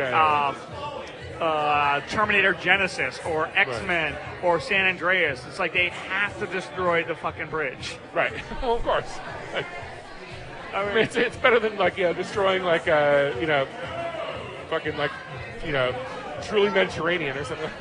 Yeah, no one's gonna care. Like, it's like. It's like Moses like says. It's like nobody wants to kill an ugly animal. You want to kill a beautiful animal, like the Golden Gate Bridge. exactly. Like there's a couple like highly rated comedies that I saw like recently. One of which I liked, one of which I thought it was okay. The one I actually liked more than I thought I would was Pop Star by like Adam Sandler and the Like the whole, Lonely Island guys. Yeah. Like it was really, it was more joke heavy than I thought it would be, and it's just dumb jokes. I mean, it's not the kind of movie I'll probably like watch more than once. But I enjoyed it. The other one was the Key and Peele movie, Keanu. Oh yeah, was that good? It was also very joke dense. But I just thought it was okay. What's the density of the jokes? Well, just the amount of it's like I feel like a lot of quote unquote comedies, and especially if like you're talking about like the Onion AV Club top 50 comedies of the 2000s, don't have a lot of like laugh out loud jokes, but like I feel like both of those movies have a good like joke per minute rate or whatever.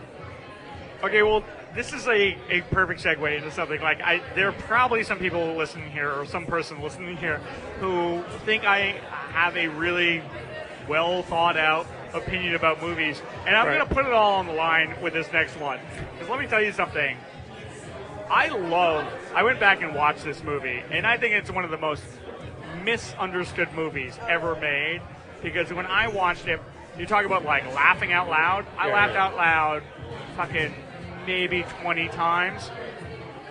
I love the movie Ishtar, and I'm man enough to say that. You know what? Like that is a valid opinion. Here's the thing: like everybody panned that movie because it cost a lot of money, but it's the same type of humor as like the British Office. It's the humor of incompetence. Exactly. Yeah. And true. like I think when it came out, people were like, "Well, this isn't funny." And it's like, well, no. Like I think when it came out, people were like, "Dustin Hoffman's not funny. Warren Beatty's not funny. Like, why am I watching a funny movie with these guys in it?" But like, they're both like decent actors. But then if you go back, and they're in the hands of like Elaine May and Mike Nichols, right? Yeah, I mean, if you go back and you watch it and like you realize that all those jokes didn't land, were not supposed to land. They're supposed to be dumb. Yeah. Like, and in the same way that like David Brent's like jokes are like not supposed to land, or like the only other movie that come before Ishtar that was that sort of like self-aware was Spinal Tap. So Ishtar came out in like '87. Spinal Tap came out in '84, and that's the only thing. And like Spinal Tap confused a lot of people too. Go back. I'm just saying, go back and watch Ishtar. There's some lines in it like when Dustin Hoffman's going to kill himself and his mother's on the ledge singing "The Sun Will Come Out Tomorrow," and Warren Beatty's trying to cheer him up by saying "Oh yeah, you know what? It takes a lot of courage to have nothing at your age." He says. It's like you told yourself, I'd rather have nothing than settle for less. Now that joke is Right. fucking hilarious, and everybody thought it was just stupid. Right. They're like, "Oh, that's not funny." It's like, "Oh, how unsophisticated must your sense of humor be?" right. So whatever. Like I put it all Yeah. on the line here. One last thing I didn't get to in the last segment. Actually, do you have anything else? No, actually, yeah, go ahead. One last thing I did not get to in the last segment. Tim Duncan retired. Oh, yeah. Tim Duncan, like one of like the quietest, best basketball players of all time. I'm sorry, I fell asleep while you were saying that. What was that? No, He retired. He retired with all the flair of a solid, like a turnaround bank shot. His retirement will be remembered much in the same way as other great players like Bob McAdoo or something. Somebody on the Dan Patrick Show was like saying that they found like this YouTube video of like Tim Duncan's like highlight reel, Yeah. and one of like They're top all 10 just like reliable bank shots. It's like a lot of them are like these like reliable bank shots, and one of them was this beautiful bounce pass he made on the break. It's like, I mean, whatever. The guy won 5 championships, so I'm not. I mean, I always love the guy. Talk about like a team that was a dominant team, but Right. never occupied that that villain category. Oh, yeah, exactly. Category. Yeah. It's like they were. I mean, here's the thing. I used to joke that like if I couldn't remember who won the NBA championship the year before, it was the Spurs. Exactly, yeah. Like they were there, they were like seat fillers at like Yeah. the Academy Awards. Like where it's Absolutely. just like oh, if you're busy like snorting coke with like Lindsay Lohan in the bathroom, And who we'll isn't? go ahead and accept the award. You know, it's like Right.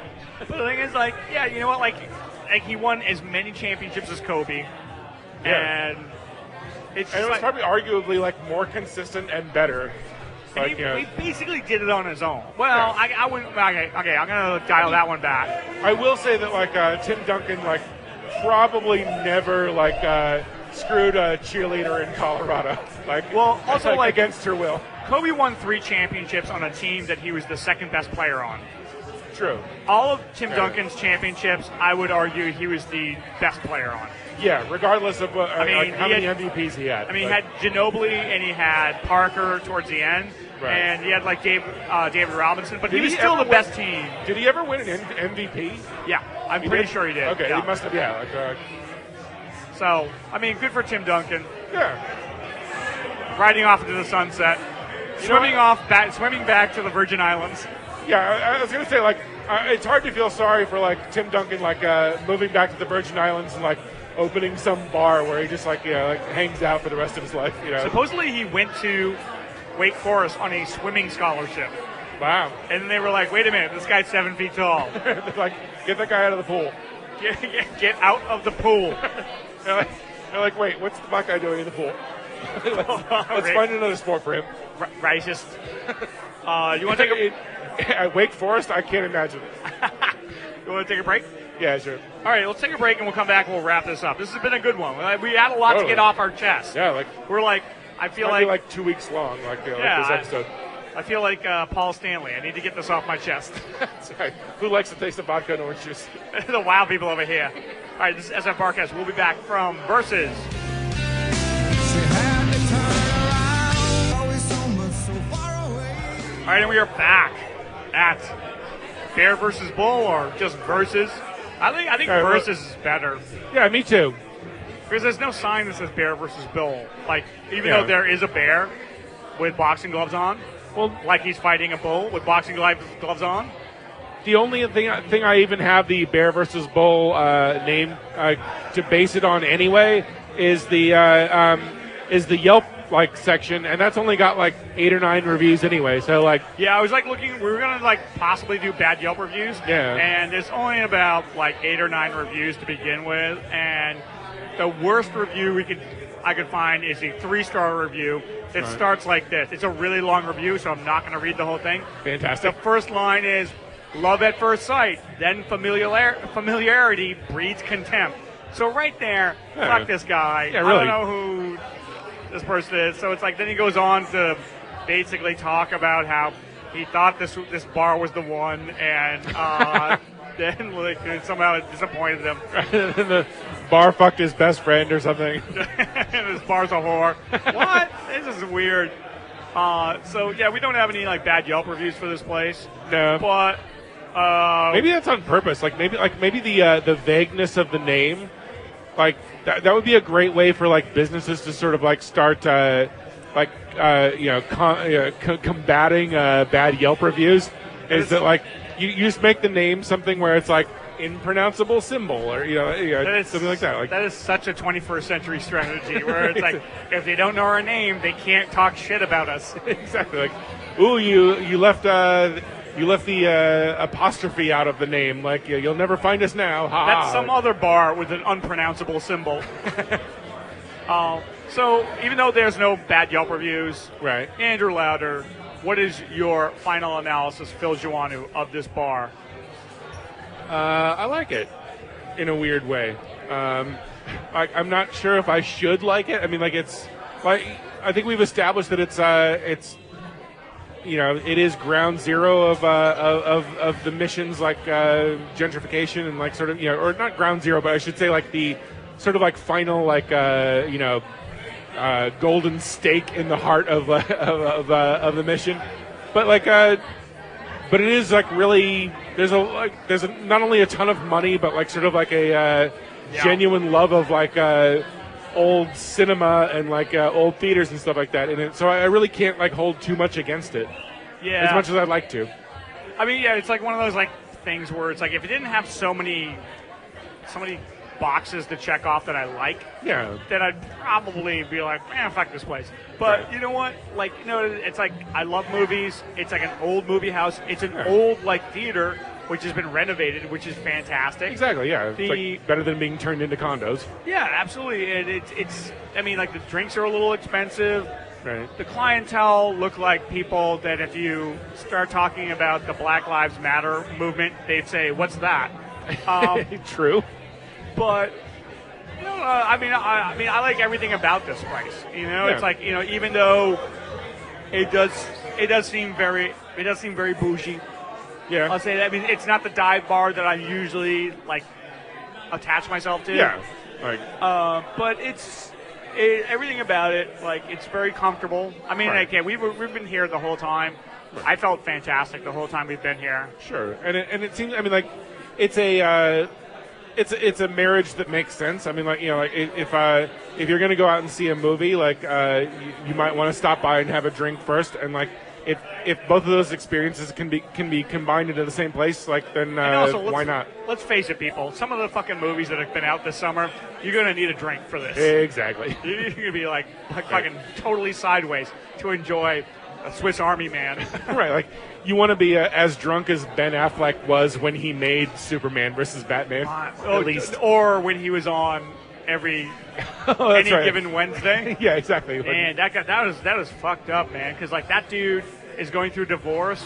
Supposedly they recorded that interview on for HBO at 9 a.m, and he was clearly sideways. Yeah, pretty much. Like, he was just drunk. Either that or like he might have, because I've seen like TMZ footage or whatever like that of him like vaping like while driving or something like that, and it's like maybe he's just like a gigantic pothead and like waked and like fucking dabbed in the morning or something like that. Like it was just like, hey, let's go, let's time to go on Bill Simmons. I will never understand that shit, but yeah, I mean, like the only person I think was a little bit more like twisted was did you see President Bush at the Dallas officers like memorial? I don't want to laugh because it's so sad, but like, is he genuinely like not all there, or like honestly, I guess we should explain what happened where like he basically was like doing a little jig to the music and his wife had to be like fucking knock it off, you asshole, like we're at a funeral. He was holding hands with two people. His wife, who on one side was like, "What are you doing?" Right. And Michelle Obama, who was like, "Hey, what are you doing?" And then like President Obama leaned over, looked at him, and just started laughing. I mean, and here's the thing: a lot of people were saying, "Oh, President Bush fell off the wagon." Yeah. I'm like, honestly, I don't think that's what happened, because people who are in AA and who Yeah. are like reformed alcoholics, they tend to go towards pills. Exactly. Because like this, he probably was like, there's this attitude people have where it's like, if it comes from a doctor, it's fine. Right. And so he looked like he was on pills. Like he was totally like, feeling the groove on the Yeah, painkillers. Oh, well, I mean, like, which makes perfect sense. I mean, like, I feel like his whole presidency, like, he felt like he was sort of like, being held hostage, like, by Dick Cheney and like his father's friends, and like, Yeah. and basically like probably like when his presidency ended, he was just like, I want to be on like so many like painkillers and like fucking like Elvis medications that I don't even like know where I am anymore because like I know exactly like how terrible I was at this. Like Didn't the guy was like he was a screwball the entire time, which actually makes me like him more than I do. But like right. it's like he's giving Angela Merkel like shoulder like rubs at like G8 like summits. So I mean I don't know. Giving wedgies to fucking Vladimir Putin. So I'm gonna give Bear versus Bull or just versus. I'm gonna give it a thumbs up. Yeah, I'll give it a slight thumbs up. And it's like I said, I feel like this place is a friend to the comedy community in San Francisco. In fact, we saw Louis Katz here. Sure. We saw Irene Tu, who was Right. performing here, and I saw Adrian McNair, who was performing here. So it's Right. like, there's like a lot of comics like rolling around.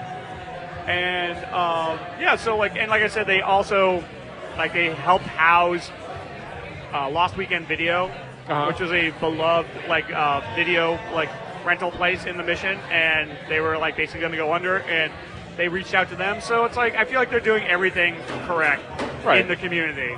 And I feel like and from what I saw of your acquaintance Liz Duran, she seemed like a very nice person, and wish her lots of luck with this venture. Oh yeah, she'll be fine. Okay, good. Well, as long as she's not going to starve to death. Andrew, do you have any plugs before we sign off? Let's see. You know what? Wait. Do you plug the community called Mound House? Well, it's funny. Like there is a the neighborhood that we're moving to officially in Carson City, but it's like halfway between Reno and Carson City, in an area called New Washoe City. But it is a fairly short distance to drive to Mound House. Okay, so when you told me where you were living, I looked on Right. the map, and adjacent to your city is Yeah. this place called Mound House, which supposedly has 4 brothels, Well- legal brothels. So here's the deal with brothels that I found out is that when I say found out, I mean read about on the internet, not Get the research team on this. But basically if you live in a county that has below I think 3,000 people in it or something like that, prostitution is legal there. And so there's these weird counties that are just spread around in Nevada where there's just one city there that has 500 people in it, but they all happen to be prostitutes and work for a local brothel, one of the 3 or 4 local brothels there. So in case anybody was wondering, no, I did not know that before we moved there, and it wasn't the driving factor of me Well, I have a feeling choosing that house. I'm not clairvoyant. I'm not a fortune teller. But Right. I foresee a future barcast at one of these establishments. Boobs. Boobs. Boobs. This dickhead. That was our guest, Louis Katz. Yeah. No, it wasn't. It was, Yeah, we were so close to getting out of here without having some douchebag come over and scream shit. boobs. Although I appreciate that he said boobs. And not, he makes a good point. Not make America great again or something like that. Okay, so anyway, my only take is Where was I? Mound House. My only take Excuse me, sir. We're trying to talk about Mound House. we're More for talking me. about here's the thing. It's a place where they have like 4 legal brothels. Right. There's like And the you're gonna- Cat Ranch, the Mustang Ranch, like it's all the classics. My take is like, why you gotta call it Mound House? was the town like Pussy Barn already taken? Well, is it a chicken or egg situation? Like did Mound House exist before, and they were like, well, that's our place, we got to move there, or did they name it that after moving there? There is this like storied tradition about Mound House that like we can't change the name of Mound House. Exactly. Can you at least change it to like Pussy Barn or something? So whatever. Do you have any plugs? You know what? Like the Maria Bamford show, Lady Dynamite is amazing. I heard it's really good. Every second of it is really good. Every second of it. Wow, Well, okay. There's some, there's like 3 or 4 seconds that aren't that good. there's some real duds of seconds in there. I don't really have any. I have like one plug.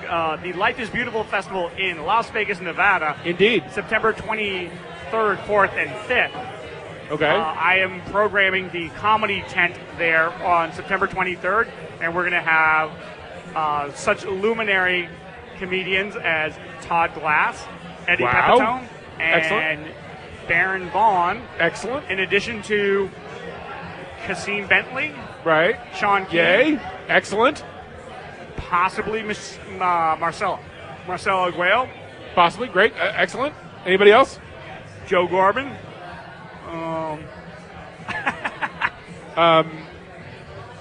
Okay. Okay, sure.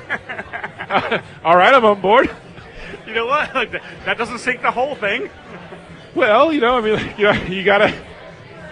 And then look forward to next May in 2017, the Zappos Comedy Festival in downtown Las Vegas. It's going to be a 3-day festival, and it's going to have all of your favorite comedians.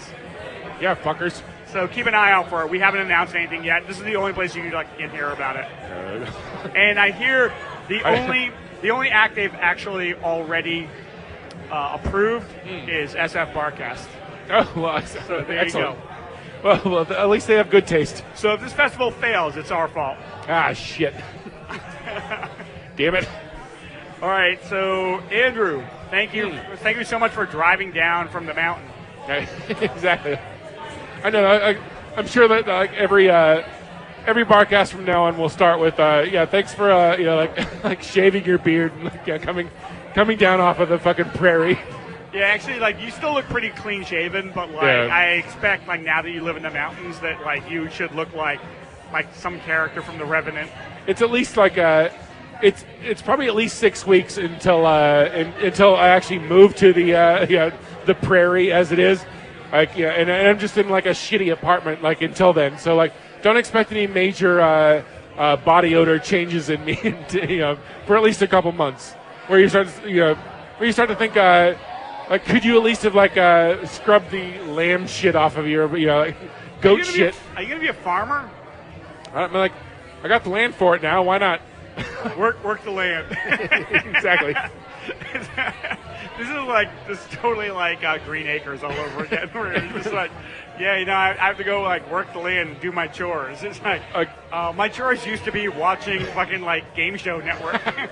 Well, I do totally feel like that our neighbors will like find like either me or my wife just like impaled on something like that we're trying to like do farming work and like ran ourselves over with a tractor or whatever. So I'm very conscious of that. I don't have great confidence in my skills as an outdoorsman. Yeah, like next time I see you, I expect to see some blisters on your hands. I hope so. I guess. All right, so let's sign off.